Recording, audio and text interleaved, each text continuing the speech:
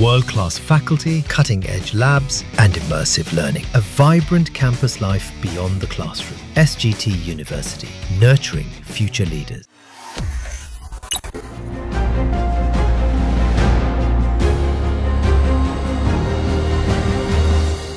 नमस्कार, between the lines with Neeru Ranjan में आपका स्वागत है। आज हम बात करेंगे ब्रिक्स की और ट्रंप की। ट्रंप जो है ब्रिक्स को बड़ी चुनौती के रूप में देख रहे हैं और ब्रिक्स की जो बैठक हुई है, रिजोल्यूशन जो पास हुआ है, उसके बाद ट्रंप गुस्से में है। आखिर गुस्से की वजह क्या है? ब्रिक्स ने ऐसा क्या कर दिया जो अमेरिका को एक बड़ी चुनौती के रूप में लग रहा है? और 10% साफ साफ कहा है कि ब्रिक्स का जो रिजोल्यूशन है, ब्रिक्स की जो प्लानिंग है, उसमें अगर कोई भी देश भागीदार बनता है तो 10% टैरिफ लगाएंगे। भाई, जब से ट्रंप राष्ट्रपति बने हैं वो हर किसी को टैरिफ की धमकी दे रहे हैं, सब पे टैरिफ लगा रहे हैं। उन्हें लगता है कि बस अमेरिका से ही व्यापार करना है और हर देश को झुकना पड़ेगा। वैसे कब तमाम देशों से उनकी बातचीत चल रही है, टैरिफ पे भी बात चल रही है, चीन से समझौता हो चुका है, कई देशों से समझौता हो रहा है, भारत का भी 1-2 दिन में हो जाएगा। लेकिन ब्रिक्स जो है वो अमेरिका की जो बादशाहत है पूरी दुनिया के बाजार पे, पूरी दुनिया के अर्थव्यवस्था पे, उस अर्थव्यवस्था को पहली बार बड़ी चुनौती अगर कोई देता हुआ दिख रहा है तो ब्रिक्स दिख रहा है। और इसीलिए पहली बार एक संगठन ब्रिक्स जो है, जिसमें मूल रूप से तो ब्राजील है, रूस है, इंडिया है, चाइना है और साउथ अफ्रीका है। सिर्फ मूल रूप से है, लेकिन अब इसमें ईरान भी शामिल हो गया है, यूएई भी शामिल हो गया है, इंडोनेशिया भी, कई सारे देश हैं इसमें। और ये एक जो मतलब कह सकते हैं कि बादशाहत थी पूरी दुनिया में। जो अर्थव्यवस्था है, इकोनॉमी किस तरफ जाएगी, किसको क्या करना है, जितने भी बड़े बड़े जो वर्ल्ड बैंक हो, IMF हो, जो लेन देन के जितनी भी संस्थाएं हैं, वो सब पे कहीं ना कहीं से अमेरिका का कब्जा था और कोई भी देश अमेरिका के खिलाफ इसलिए जाने को तैयार नहीं होता था। पहली बार ब्रिक्स ने उसको चुनौती दी है। और चुनौती कितनी बड़ी है इसको समझने के लिए थोड़ा सा ये देखना पड़ेगा कि G7 और ब्रिक्स की तुलना होने लगी है। ब्रिक्स के जो देश हैं जो शामिल हैं, उसकी व्यवस्था जो है वो टोटल 31 ट्रिलियन डॉलर की बनती है। और G7 जो दुनिया के सबसे अमीर देशों का जो संगठन है, उसकी जो अर्थव्यवस्था बनती है लगभग 50 ट्रिलियन डॉलर की है। यानी कि 19-20 ट्रिलियन डॉलर का अंतर है। लेकिन एक बड़ी बात यह है कि जो G7 के देशों का जो ग्रोथ रेट है वो 2% से भी कम है, 1.5% के आसपास से सालाना GDP ग्रोथ है उनका। जबकि जो ब्रिक्स के देश हैं, इंडिया, चाइना, ब्राजील, इंडोनेशिया, इस सबको देखेंगे अगर कुल मिलाकर के तो 5% के आसपास एवरेज जो है वो ग्रोथ बन रहा है रेट। यानी कि आने वाले समय में ब्रिक्स जो है वो कहीं ना कहीं से G7 से भी बड़ा हो जाएगा। ये डर अमेरिका को सता रहा है, ट्रंप को ये चुनौती लग रही है।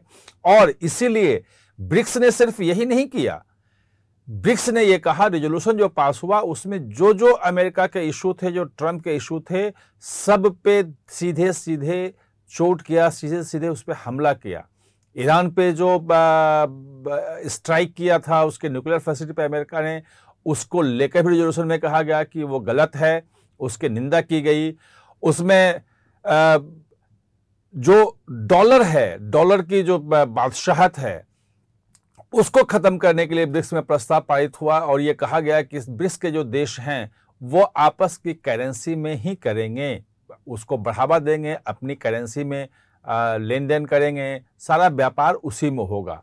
ये एक डॉलर की जो बादशाहत है पूरे दुनिया के अर्थव्यवस्था में, पूरे ट्रांजैक्शन में, व्यापार में, उसको सीधी सी चुनौती के रूप में ट्रंप देख रहे हैं।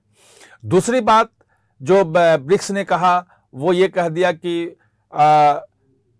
अलग से जो ब्रिक्स का एक बैंक है, नया बैंक एक बन रहा है, उसको और मजबूत करने की बात हो रही है। और जो ब्रिक्स के देशों की जो आर्थिक जरूरतें हैं, जो लोन देना है, वो तमाम चीज़ें करना है, वो करेगा। और विकासशील जो देश हैं, जिसको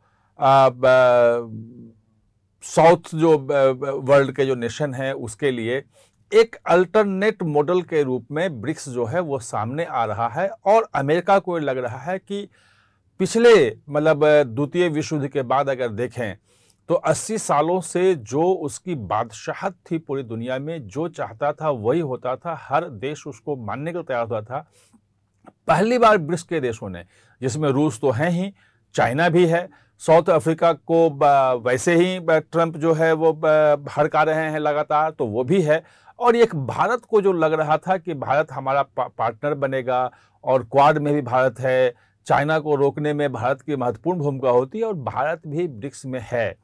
और जहां रियो दी जेनेरियो में बैठक हो रही थी वहां पे पुतिन भी नहीं गए थे, वहां पे जिनपिंग भी नहीं गए थे, चाइना के जो राष्ट्रपति वो भी नहीं गए थे, और लेकिन प्रधानमंत्री वहां थे, और जो रेजोल्यूशन पास हुआ, जो बैठक हुई, उसमें मोदी थे। और ये कम से कम भारत की तरफ से साफ साफ संकेत है अमेरिका के लिए कि हम बराबर में रह करके बातचीत करेंगे। ट्रेड डील तो हो रहा है वो ठीक है, लेकिन हर चीज में अगर आप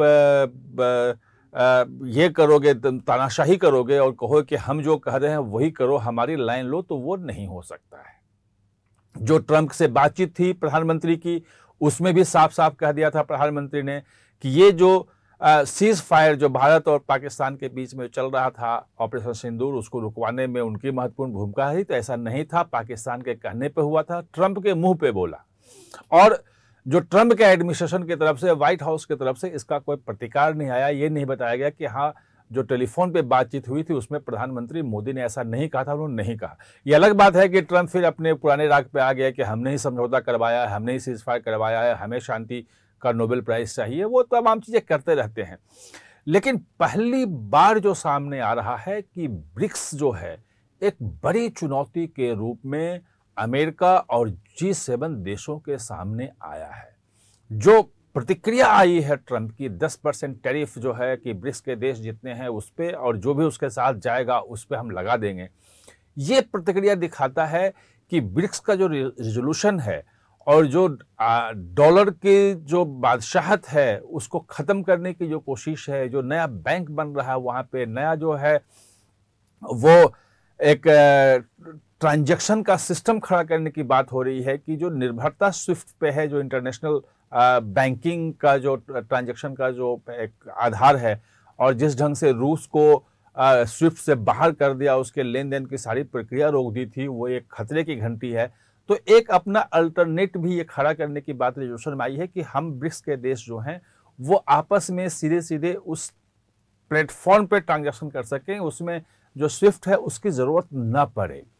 तो ये एक तरह से कहें तो पिछले 6 महीने में, 6 महीने अभी हुए हैं उनके, जनवरी में 20 जनवरी हुए थे, तो 6.5 महीने लगा लें ट्रंप के राष्ट्रपति बने हुए, तो पहली बार एक ग्रुप ऑफ नेशन जो है, मतलब संगठन जो है, उसने ट्रंप की जो बादशाहत थी और अमेरिका जो है वो सुपर पावर के रूप में बिल्कुल स्थापित करना था और पूरी दुनिया को जो झुकाना था कि हम झुकाएंगे, हमारी शर्तों पर आया करो, उसको पहली बार सीधे सीधे चुनौती दे दी है।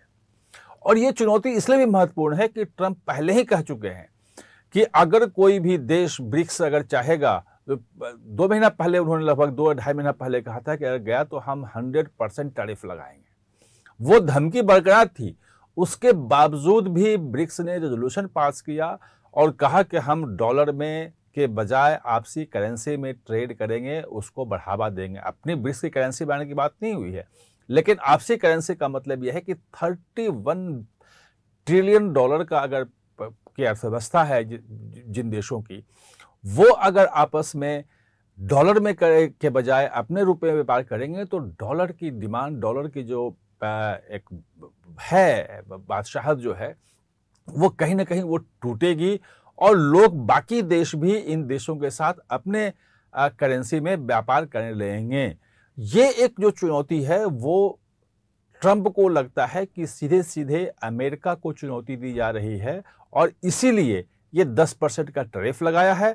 लेकिन 100% के टैरिफ के धमकी के बावजूद और जो अभी व्यापार समझौता के अंतिम चरण में है, 9 तारीख उसका लास्ट डेट है, उसके पहले है, कभी भी घोषणा हो सकती है, उस बीच में भारत का उस रेजोल्यूशन पे साइन करना, ईरान पे जो हमला है उसके भर्त्सना करना कि वो गलत है अमेरिका का, ये तमाम चीज़ें दिखाता है कि कहीं ना कहीं भारत भी अब ट्रम्प का जो धमकी वाला जो है, जो हाथ मरोड़ के काम करवाने वाला और सबको जो हड़काने का स्वभाव है, उसके सामने भारत नहीं झुकेगा और दुनिया के बड़े देश अब उसके खिलाफ खड़े होने लगे हैं।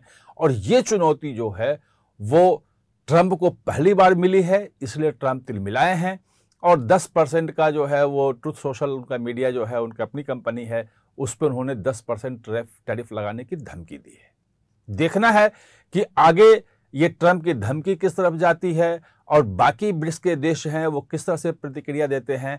लेकिन ब्रिक्स ने ये दिखा दिया है कि अमेरिका चाहे जो कुछ भी करे, इसके देश जो हैं वो उसको चुनौती, अमेरिका की और ख़ासतौर पे ट्रम्प की जो चुनौती है उसको स्वीकार करने के लिए तैयार है। आप हमारे साथ चर्चा में जुड़े, इसके लिए बहुत बहुत धन्यवाद।